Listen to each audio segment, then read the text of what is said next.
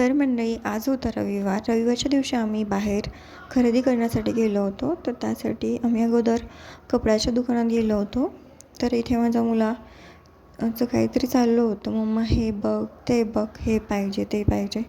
म्हणून आम्ही दुकानाच्या बाहेर थांबलो थोडा वेळ गाड्या बघत. त्याला तिथं बोर होत होतं म्हणून त्याची चुळबुळ चाललेली होती.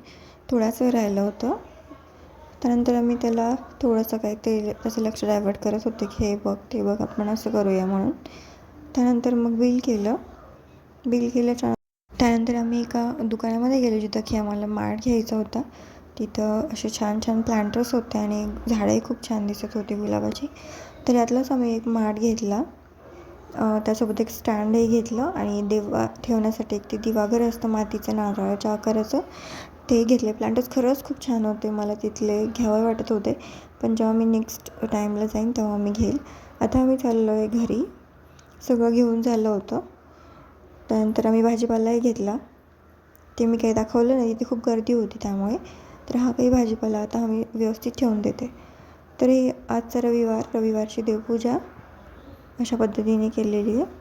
फुलं आणायचे विसरलो आम्ही घाई गडबडीमध्ये, त्यामुळे राहून गेलं. तर असो, फुलं नसतानाही माझे देव असे दिसतात.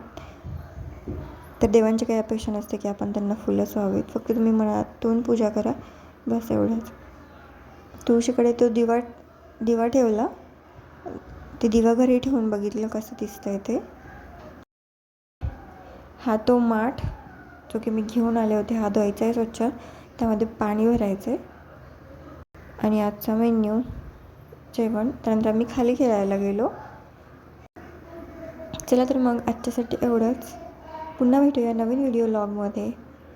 तर बाय.